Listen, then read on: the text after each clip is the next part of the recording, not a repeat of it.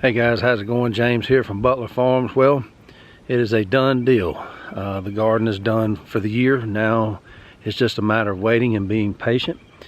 It's been a long day, but it's all in the ground now, and I'm excited about it. It feels good to be able to get the seeds in the ground, be able to get the plants in the ground. And so I'm just going to do a little quick tour with you real quick and let you see what all we got going on. Let me get you turned around here.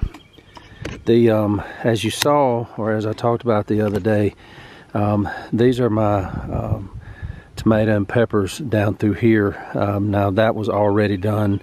Didn't have to worry about that today. They're doing fine. It got a little cool last night, but they all came through it well. They're going to perk back up and go. It's real sunny, real nice out here today.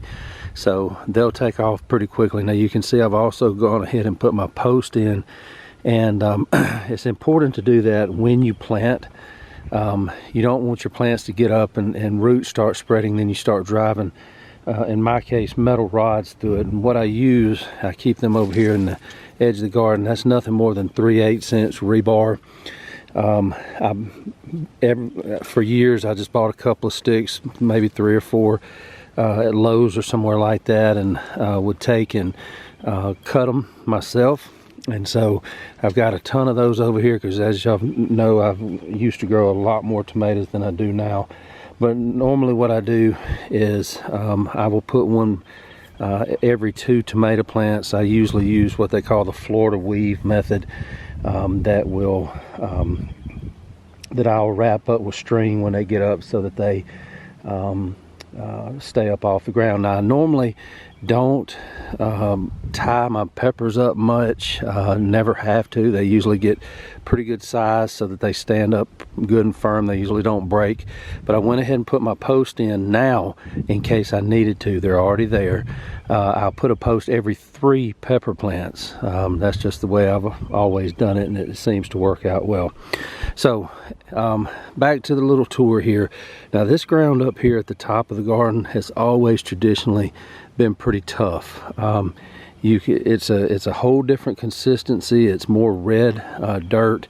It's hard. It gets compacted really easily. I put in a whole line of that Marketmore 76 cucumbers up through there. Now my thinking was this: we're not humongous cucumber people anyway. If they do well, then we'll have plenty to give away. Plus, I've got this fence back here that I have weed eated around this morning. And if they do come up, I can train them to go. I know there's a little lip there of grass where I can't get as close as I need to that fence with my tractor. But as they grow, I can train those vines over to that fence and use that as a trellis, because you can see that they're held up good and tight with those T-posts. So on the back row of the Market 76 cucumbers. Now I left my little packs here in the garden so that you could see. I've got 2 little hills here, and yes, I do the traditional hills. Planting them flat on the ground, I've never had much luck, so I mounded up. That's about a 12-inch tall mound, I guess. You don't have to get out a tape measure or anything to do that, but got my little tag over here. Now that won't stay there. I don't like putting plastic in the garden, but just for now, because I'm gonna have to get my seed packets out of here, that'll kind of give me an idea. So that is the Black Beauty zucchini. There's 2 hills of those, and I know that this sun is going to give us fits here. This is the yellow crookneck squash. I've got 2 hills of those. Moving on down is the Dixie hybrid. And I only did 1 hill of those, just simply, I don't really know why. As far as taste goes, they don't taste any different. So 3 hills of yellow squash will be plenty if they make it. Now one thing, I do put about 4 seeds in each hill. Most of the time when I try to do squash, I'll get about a 75% germination rate. And if they start getting overcrowded, maybe I planted them closer than what I thought I did, I can remove some and just leave the strongest ones. That's what I've done in the past. Now moving on down, I've got my Cherokee tan pumpkins here, and I've got 2 hills of those. And then as you move on down, Okay, I've got the Gerardale pumpkin right here. Again, that's just a trial. I have not planted those before. I've wanted to for the last several years, but I couldn't get my hands on any seeds, so we'll see how that works. And then down here at the end, I've got the butternut squash. Okay, that's an old standby that that we like. Hopefully it'll do well. Guys, we struggle here with squash bugs, and especially since I will not use chemical insecticides and things like that. It's pretty tough sometimes. It really is. All right, down here in the middle between where my tomatoes and peppers are and between the squash and pumpkin mounds here, this is a row of that heavy hitter okra that's right down the middle. So as far as my peas and beans, I knew that they were going to take up the majority of the rest of my garden. This space was open, so there's probably 15 to 20, maybe even more seeds down through there. Again, if you've got 4 or 5 stalks of this heavy hitter okra from Baker Creek, I'm sure other people sell it too. If you can get 4 or 5 stalks up, which I'm not saying it's hard to grow, I'm just telling you, you better be a okra lover if you've got 4 or 5 stalks of it, because you are going to be cutting it every single day. So I stopped about right here, and I know the ground's drying out, it's hard to see, but I put some extra mounds. There's 4 of them down through here. The reason I did that is I had a little bit of extra space before I got down to my beans and peas, which is the main part of the garden. So as far as keeping it straight, you know, I've got my little tags in here. What I did is whatever's up here on the top, directly below it is the same thing. So that's the Cherokee tan, that's the Cherokee tan. There's the Gerardale right there, there's another Gerardale right there.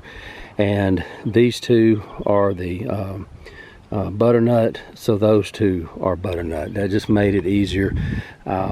You know, I just had this space left over from right there where you can see I made that mark where my okra ended. There was nothing down through here to where you see this next mark where my peas and beans started. So why not use the space? You know I'm limited here. This garden is only a 20 by 50. That's going to change next year when hopefully if I can get some more fencing in place. I'm going to try to get some electrical fencing in place with a solar charger instead of having all this big stuff, something I can take down and really work it over with the tractor.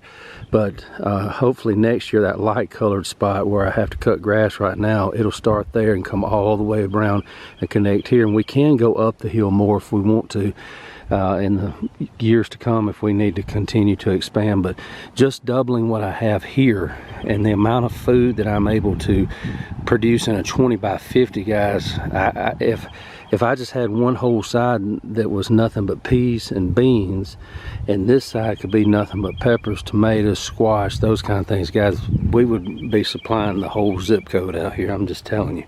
So that's a good problem to have. Now what we have here, I've got those Bush Lake beans. I've got 4 rows. I'm not going to walk out there because as the ground has dried out, I don't know where the rows are. I don't normally mark them. I just leave them alone, and when they come up, you'll be able to tell where the rows are. But until then, I'm going to stay out of there and not walk all over there. This little line up through here is kind of the cutoff line to the beans up top. So there's 4 rows of the Blue Lake bush beans. Love the bush beans because they come in pretty much all. Now, if you pick them, they're going to continue to put on some. It's not like they shut down completely. But for the most part, they come in hard and heavy all at once, so that I can go ahead and preserve them all at once, and I'm not having to do beans you know, once or twice a week throughout the summer. They'll put on some for fresh eating and things like that. And usually what I found with these bush beans is you'll have one humongous flush, and then the second flush that comes along will be almost as good, and then it kind of trickles off after that. Whereas the pole beans, the more you pick them, they'll just keep putting on. My experience with these bush beans, these Blue Lakes, is you'll have one big flush, and then you'll pick up a few here and there, and then you'll kind of get another flush that's a little bit less, but I mean, it's still a really good flush of beans. And that'll be kind of the end of it. My Mississippi pink eye purple hulls are down in here. I've got 4 rows of those up through here. So, and I did plant really thick this year, just in case there's some failure. So, you know, it doesn't look like much now. You can see my walking paths. I hate that, but there's just no way around that. Right now I know where everything is except for my peas and beans down there, but this will be one of the last times I walk in it for a while until some of this stuff starts germinating and I can see it. One thing I did want to show you, way back I did a video on my little planter here. Let me see if I can get it to stand up, and it actually worked. It worked well. You can see, of course I moved the can on up to the top. That is the handle right there. You can see that it comes down to a T at the bottom. Now here I've got different size pieces of pipe that I can stick in there. I've got a 2-inch, 3-inch, 4-inch, whatever the case may be, and that is my spacer for planting plants if it needs to be 3 inches apart. I didn't use a spacer this time because with the beans I was in a hurry. I always plant my beans and my peas pretty close anyway, and it's real simple. I put those beans right down in there.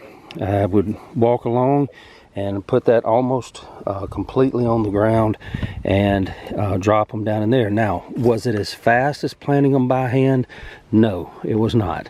It actually took longer. However, my back, I'm able to stand straight up because all I had to do by bending over was the purple hull peas. And the reason is that I'm having to do the purple hull peas is you can see that little gap down there around the post. The peas slip through that gap, so I still don't have it perfected. I still need to get that fixed.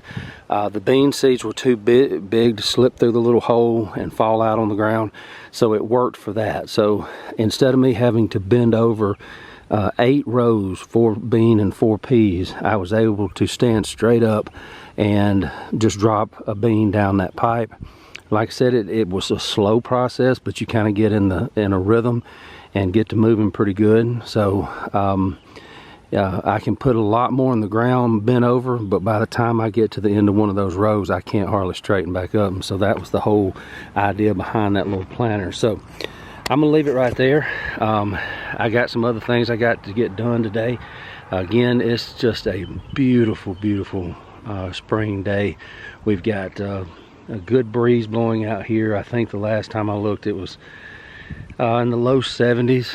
The sun's shining very bright, but you know, it looks hotter on film than what it actually is. It is absolutely gorgeous, absolutely just a picture perfect day to be outside. So I got some other things to do outside. I'm gonna close this up to keep the dogs and everything out of it, and the deer and everything else, and I'm gonna go get busy.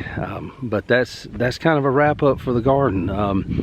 Don't know that I'll bring you back here until we see some growth. There's really nothing to see until then. So, but I will bring you along for that, and like I said, whether we succeed or fail, y'all are gonna get to see it all. So that's a wrap on planting the garden this year. I'm excited about it. Been waiting on this, and now I just got to be patient. Guys, I appreciate you so much. I appreciate you watching. I appreciate you giving me that thumbs up.